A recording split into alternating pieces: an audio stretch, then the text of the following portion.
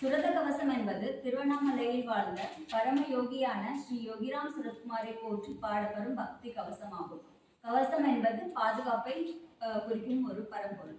அந்த பாடலில் யோகியை பரபிரம்ம வடிவமாக, அந்தர்யாமியாக, குரு ஸ்வரூபமாக, அவர் உள்நடையிலும் வெளிநடையிலும் நம் வாழ்வில் உறைந்திருக்கிறார் என வணங்குகிறோம். ஒவ்வொரு உடல் உறுப்பிலும் அவரை போற்றி அழைக்கும் போது அந்த நமஸ்காரம் தான் நம்மை முழுமையாகவும் தியானத்தையும் உணர்வுகளையும் உருவாக்குகிறது. ஏன் ஒவ்வொரு உடல் உறுப்பிலும் யோகியை அழைக்கிறோம்? என்ன காரணம்? அதுக்கு காரணம், உடல் ஒரு ஆலயம். எனவே அதன் ஒவ்வொரு பாகமும் பரிசுத்தமாக இருக்க வேண்டும். தேகோ தேவாலய என்ற தத்துவத்தின் அடிப்படையில் யோகியை நாம் கண்களில், காது, இதயம், கை, கால்களில் அழைக்கிறோம். ஏனெனில் இந்த உறுப்புகள் நம் ஆசைகள், சோதனைகள், பாவங்கள் நிகழும் இடங்கள். அவை தெய்வத்துடன் இணைந்தால் பாவ பாதைகள் புண்ணிய யோக பாதையாக மாறும். அதுவே தியான பயிற்சி. ஒவ்வொரு உறுப்பையும் நோக்கி நாம் ஜபிக்கும் பொழுது அது தியானம் பிளஸ் நாம சங்கீர்த்தனம் ஒன்றாக இணைகிறது. மிக முக்கியமானது, யோகியை நாம் வெளியில் தேடவில்லை. யோகிராம் சுரத்குமார் என் இதயத்தை காப்பாய் என்ற போது நாம் அவரை நமக்குள்ளேயே பரபிரமமாக உணர்கிறோம். இந்த பாடலில் ஆன்மீக வலிமை என்னவென்றால், யோகிராம் சுரத்குமார் என்ற திருநாமம் ஒரு மந்திர அதிர்வை உடையது. அது நரம்பிய அமைதியையும் மன அமைதியையும் தருகிறது. அந்த நாமம் தான் ஜபம், தியானம், மூச்சின் ஒளி தூண்டல், மனசுத்தி அனைத்தையும் ஒரே நேரத்தில் செய்கிறது. அது மனதின் சுழற்சி நிறுத்தும் தியான ஒரு பேட்டர்னாக அமைந்துள்ளது. ஒரு பேட்டர்ன் அது ஃபாலோ பண்ணுது. அவரை நினைக்கும் போதெல்லாம் உள்ளுலகத்தில் பரபிரம்ம ஒளி பிரகாசிக்கிறது. அந்த ஒளிதான் ஆன்மா ஊட்டம். உபநிடத்திலும் பரபிரம்மத்துடன்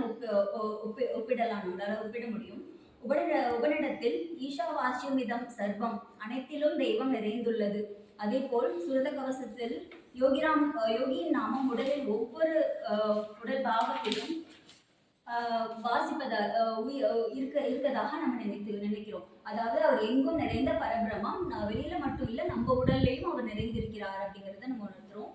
நேத்தி பிரம்மம் எல்லா வரையறைகளுக்கும் அப்பாற்பட்டது. அதே போல் யோகி அமைதியாக இருப்பவர். ஆனால் அவர் நாமத்தின் வழியே அனைத்தையும் காப்பார். தமேவ பாந்தம் அனுமாதி சர்வம், பிரம்மம் தான் ஒளியின் மூலாதாரம். அதுபோல் யோகியின் நினைவால் பாவம், பயம் நீங்கும். ஞான ஒளி காயம். தத்வமசி அகம் பிரம்மாஸ்மி, நீயே பரபிரம்மம். யோகியின் நாமத்தில் ஒன்றித்த பக்தனுக்கே அந்த பிரம்மம் அனுபவம் ஏற்படுகிறது.